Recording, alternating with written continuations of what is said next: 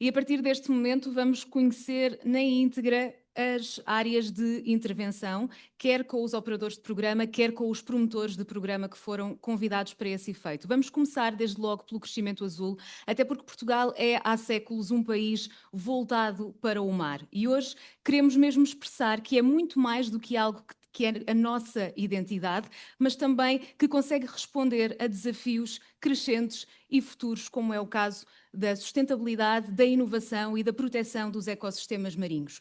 Vamos fazê-lo ao longo dos próximos 30 minutos com a Diretora-Geral de Política do Mar, doutora Marisa Lameiras da Silva, e também com o João Correia, da Flying Sharks, a apresentar o projeto Estação Móvel. Podem juntar-se a mim, palco.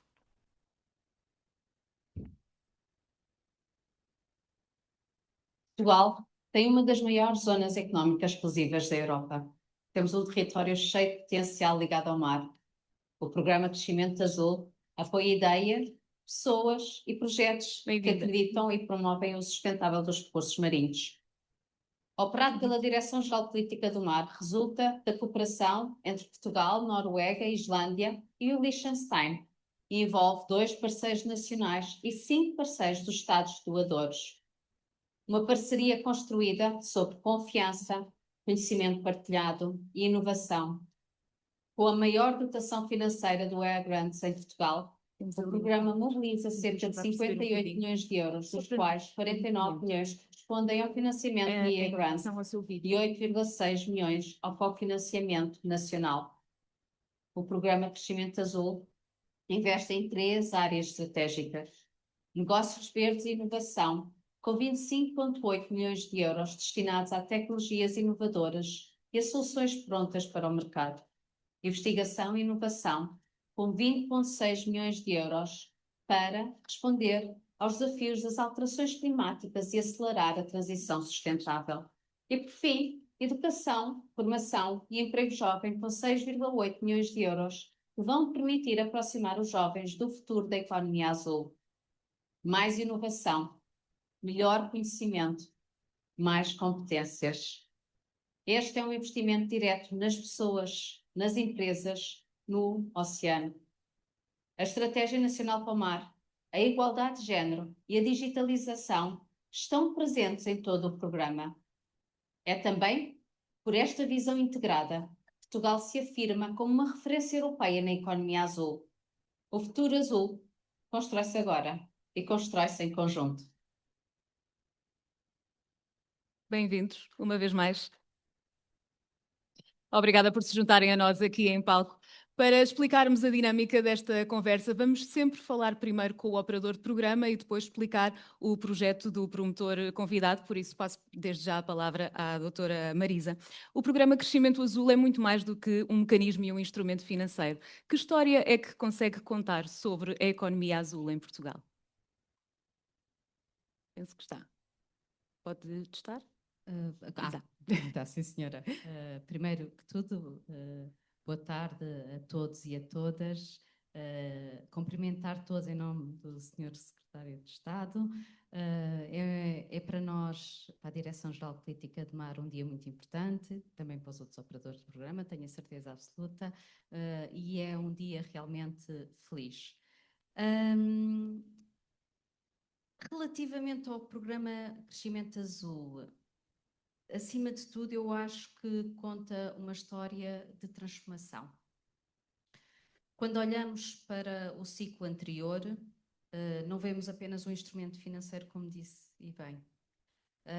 Vemos um conjunto concreto de pessoas, de projetos, de empresas, de centros de investigação, de escolas, de comunidades costeiras que encontraram no mar uma oportunidade de criar valor e trazer valor para as comunidades. E, acima de tudo, responder a vários desafios.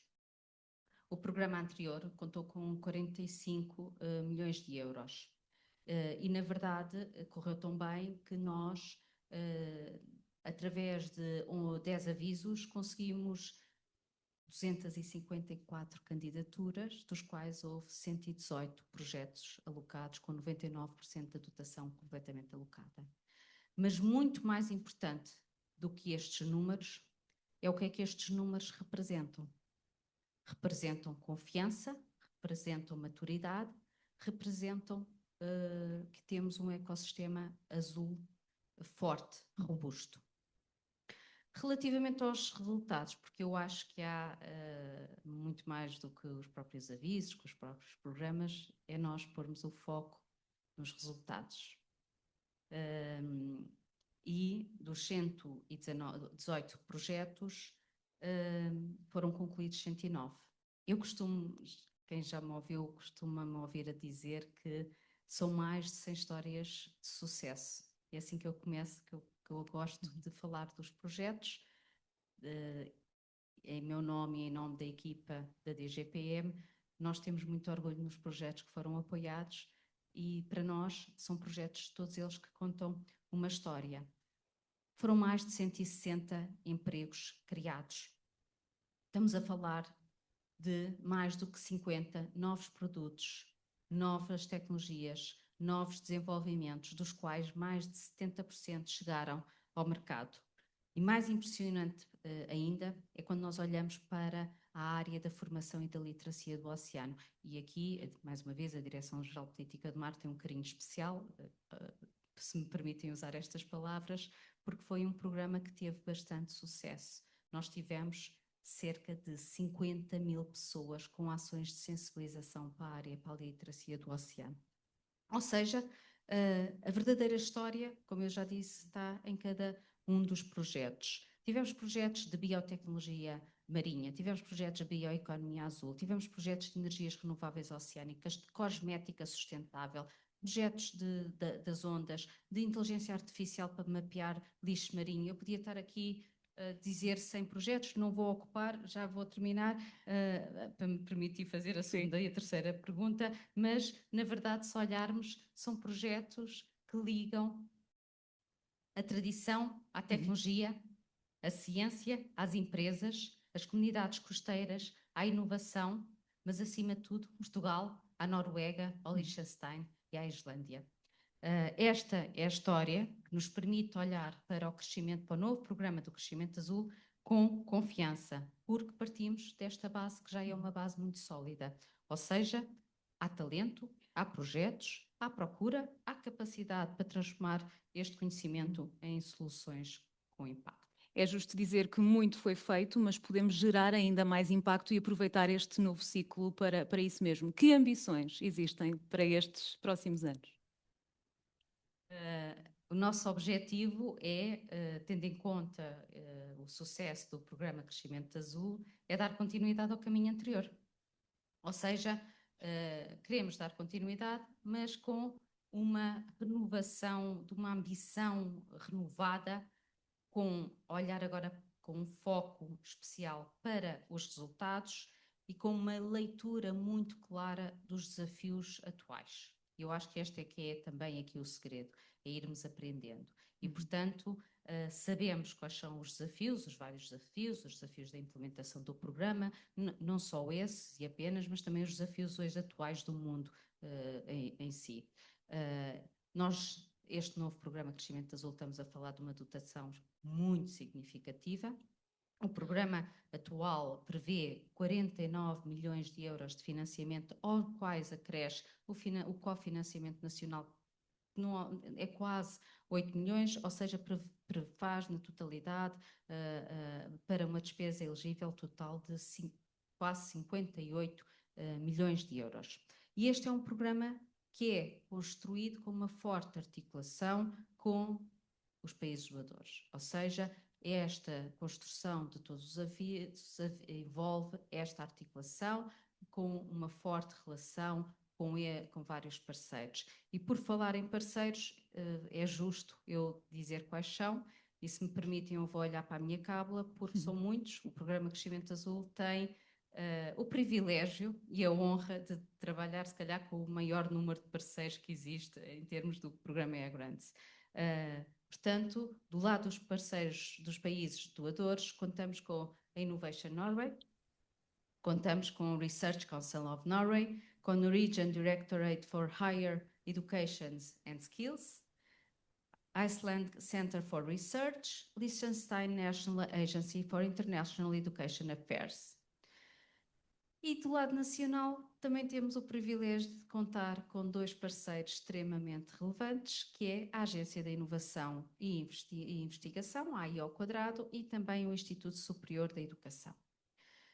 O programa, neste momento, está dividido em 3 grandes áreas, dando continuidade ao programa anterior. As 3 grandes áreas são a primeira área, Negócios Verdes e Inovação, com cerca de 26 milhões de euros. A segunda área é a área da Investigação e Inovação, que conta com cerca de 20,7 milhões de euros. E a terceira área é a área da Educação, Formação e Emprego, que também conta com 7 milhões de euros, porque, lá está, mais uma vez, deixem-me só reforçar este ponto, para nós é essencial que não há economia sustentável sem pessoas devidamente qualificadas. E, portanto, o objetivo aqui é ter uma lógica integrada, dando continuidade ao programa anterior. Importa sublinhar que estas 3 áreas não são áreas que funcionam separadamente, ou seja, elas alimentam-se mutuamente. A investigação gera conhecimento. As empresas transformam este conhecimento em soluções concretas e, sobretudo, de valor económico. E, por último, a educação, a formação, prepara as pessoas para desenvolver, para aplicar e para escalar exatamente estas soluções. E, portanto, é esta a lógica que nós queremos, esta lógica integrada: ciência, negócio e competências, porque é assim que a gente consegue construir uma economia azul muito mais sustentável, mais competitiva e muito mais preparada para o futuro, para um futuro que nos espera. Dar só nota que eu acho que a minha apresentação está aqui, exatamente. Não, ali já não está. Era só dar nota que o Gender Equity, portanto a igualdade de género e a digitalização é um vetor transversal às 3 áreas, por isso é que temos ali uma bolinha a andar para um lado e para o outro, se ainda não tivessem percebido. E pronto, além destas 3 áreas, existe aqui claramente 2 programas do PDPs, Predefined Projects, que são da área da educação, e em termos de calendário, eu sei que tenho que acelerar, não é? Em termos de calendário, nós estamos a falar que a nossa intenção é lançar nós também pusemos aqui a calendarização, mas a nossa intenção é, até ao final de 2026, lançar o primeiro aviso dedicado à investigação e negócio, também tentarmos lançar o primeiro aviso, quando eu digo da educação, da formação e do emprego jovem, e ao longo de 2027 lançarmos os avisos relacionados com os negócios verdes e inovação, que são 3 avisos, um dedicado às PMEs, outro dedicado às startups e outro dedicado às mulheres empreendedoras, numa lógica de igualdade de género no âmbito da economia azul. E também, por último, o último aviso da educação, formação e emprego jovem. E, portanto, este é o nosso objetivo e é esta a nossa ambição. Vamos passar só a palavra ao João, introduzi-lo aqui na conversa, já voltamos a falar também com a Marisa no final, mas eu gostava de introduzir o João Correia na conversa porque a Flying Shark surge aqui com um exemplo de programa que é mesmo um sucesso. Tem desde 2004 feito o transporte de animais subaquáticos vivos com uma monitorização constante do seu estado e antes de lhe passar a palavra vamos ver o vídeo que nos trouxe e que ajuda a nossa audiência a perceber exatamente o que é que estamos a falar.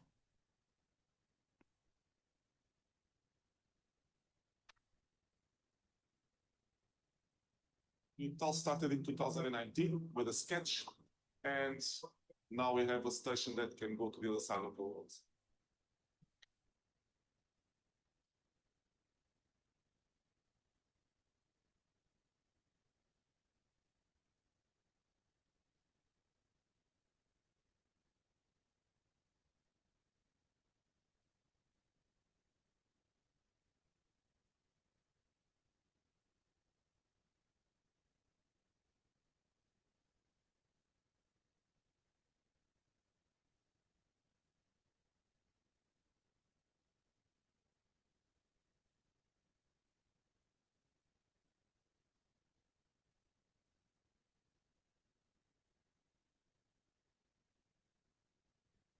João, este é um exemplo muito concreto de inovação. O que é que faz da estação móvel a estrutura mais avançada do mundo no seu segmento?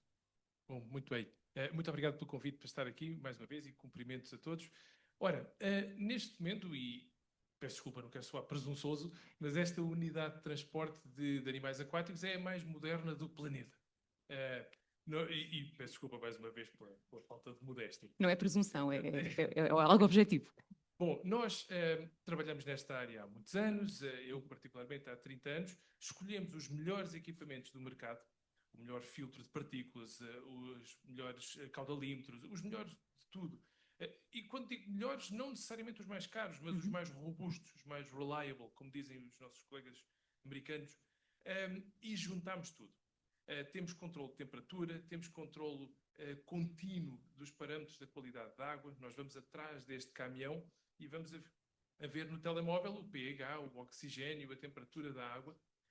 Temos todo um conjunto de medidas complexas que foram adotadas para conseguirmos receber água de qualquer ponto, mas um detalhe curioso é que nós passamos por muitos aquários a caminho do nosso destino e nunca metemos água, não por maldade, porque a nossa água está sempre melhor do que a água dos aquários que se oferecem naturalmente para nos doar água. E termino só rapidamente com um apontamento técnico. Há precisamente um ano, e nós estamos agora com estas temperaturas alucinantes, a nossa primeira viagem foi uma prova de fogo. Tivemos de passar um fim de semana em Sevilha para juntarmos a uma colega que vinha das Canárias com muitos peixes e que foram para o nosso caminhão. E nesse fim de semana em Sevilha estavam 47 graus centígrados e toda a gente achava que o nosso primeiro transporte ia ser uma catástrofe alucinante. E não, dentro do contentor e a água em particular estava nos 16, 17 graus que era suposto estar. Portanto, foi um conjunto de medidas técnicas muito, muito bem conseguidas e que estão a funcionar mesmo muito bem. Essa era uma das minhas questões. Em todos estes anos, esse foi o transporte mais difícil, mais desafiante, ou tiveram outros que queira elencar? Tivemos muitos difíceis. Este, de facto, foi bastante desafiante, não só pela temperatura, mas por outro problema surreal. Tivemos que subir umas montanhas em Marrocos, no Atlas, e a estrada principal estava cortada devido a uma derrocada, e a nossa estação, que é pesadíssima, a dada altura o caminhão derrapava na subida, e tivemos que chamar a meio da noite, no fim do mundo, em Marrocos, uma grua grandona que nos rebocou durante 40, 50 metros e de lá saímos. Portanto, foi de facto um transporte muito desafiante, mas correu muitíssimo bem. E qual é que foi o momento ou o resultado que melhor recorda e que percebeu que este era de facto um projeto que estava a criar impacto? Provavelmente esse mesmo, mas também posso dizer que em dezembro último, fomos buscar um montão de animais à Noruega, precisamente, aí à Dinamarca também, levá-los para Valência. Aí o problema era precisamente o contrário, estavam 10, 15 graus negativos e, mais uma vez, os nossos sistemas que lidaram muito bem com os 47 no verão, lidaram muito bem com os 15 graus negativos no inverno. Já tivemos estas duas situações opostas e até agora tem estado tudo a correr mesmo muito bem. Esta conversa surge também como exemplo para potenciais e futuros beneficiários. Na altura, em 2004, quando da candidatura, o que é que vos fez tentar envolver-se neste projeto de colaboração e que mais-valias é que ela tem trazido?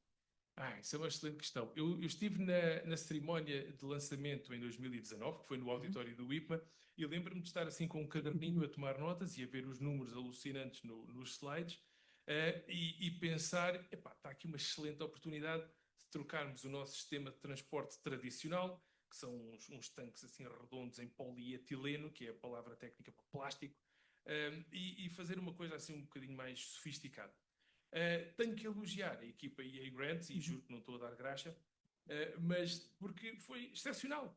Como o senhor diretor do FMO referiu há pouco, e muito bem, nós passámos por uma pandemia, por uma guerra, uma invasão da Ucrânia, que fez os preços dispararem todos. Nós, particularmente, tivemos um parceiro que foi à falência na reta final do projeto, e mesmo assim conseguiu-se tudo com um fortíssimo apoio da equipa das EA Grants. E é isso que também garante a sustentabilidade dos projetos no futuro, não é? Porque não vale a pena estarmos a falar de grandes projetos que depois só têm impacto no curto prazo. É necessário acautelar essas situações também no longo prazo. Este é um projeto com futuro. Absolutamente. Na próxima segunda-feira, esta unidade vai novamente partir para França, Holanda, Alemanha, e depois ainda vai dar um saltinho à Dinamarca e no regresso passa por Valência, em Espanha. Portanto, esta unidade está permanentemente em circulação e já fomos contactados, inclusivamente, alguns aquários que têm problemas estruturais, têm que fazer reparações, etc. E esta estação móvel pode muito bem ir lá e fica estacionada para acolher os animais dessa instituição enquanto são feitas as reparações. Portanto, tem várias funcionalidades, para além só do transporte. Marisa, eu sei que este é um projeto que a orgulha, falámos sobre isso previamente e também sei que gostaria de dar algumas notas antes de olharmos para este novo ciclo, também para as lições que podemos aprender para o futuro. Certo. Antes de responder, quero agradecer aqui ao João por ter-me poupado o trabalho de agradecer ou de elogiar o trabalho da minha equipa, porque é muito mais valioso vindo de um promotor, de um beneficiário, do que propriamente de mim, sendo que é totalmente justo. Portanto, agradeço as palavras que ouvi muito e reconheço mesmo o profissionalismo da equipa. Eu acho que o João tocou em palavras-chave muito importante. É que eu acho que bons programas não se fazem apenas com bons avisos. E nós percebemos isso no passado e queremos melhorar. Aliás, nós promovemos até várias reuniões após a conclusão deste programa, exatamente para perceber que lições é que nós podíamos, onde é que podemos melhorar, o que é que falhou. Às vezes, muitas vezes, até porque nós achamos que estamos a fazer bem e a percepção é outra e vice-versa. Portanto, o que é que aqui nós podemos fazer, na verdade, até para facilitar a nossa vida, porque é exatamente isso que nós precisamos, queremos que os projetos corram bem. E, portanto, o que é que nós sentimos? Sentimos que para fazer bons projetos, estes projetos fazem-se com acompanhamento, com proximidade, com capacidade de escuta e com uma visão clara do impacto que nós queremos alcançar. E, portanto, percebemos exatamente que era essencial haver um acompanhamento dos promotores ao longo de todo o processo. Isto não é fácil. São muitos projetos, são muitos promotores, são muitas formas diferentes de trabalhar, mas nós percebemos exatamente que esta questão do acompanhamento é importantíssimo. E, portanto, sobretudo, o que nós às vezes percebemos é que os projetos mais inovadores, mas todos eles, enfrentam desafios. Aliás, como nós próprios. Nós enfrentamos desafios técnicos, administrativos, financeiros e até, no caso, os promotores de mercado. E, portanto, o papel, nós quando olhamos para o nosso papel como operador de programa, não é apenas no lançamento dos avisos, na monitorização, mas também para tentar criar condições, que sendo isso a responsabilidade também dos beneficiários, mas criar as condições para que os projetos cheguem ao fim com qualidade, porque o nosso foco, na verdade, é os resultados destes projetos. Depois, a outra lição que eu acho que é fundamental aqui falar é menos fragmentação e mais escala. Ou seja, nós percebemos que era preciso reduzir a fragmentação. Precisamos de incentivar maior escala, maior integração e, na verdade, maior massa crítica. Mas isto não quer dizer deixar de apoiar entidades mais pequenas ou ideias emergentes. Aqui é preciso trabalhar no equilíbrio, ou seja, precisamos de projetos robustos, mas ao mesmo tempo dar espaço para que a inovação, para aquela inovação mais disruptiva e mais experimental. E por último, que eu acho que é fundamental nós falarmos aqui, é a cooperação bilateral desde o início. Nós aprendemos que esta cooperação bilateral tem muito mais impacto quando é trabalhada no início.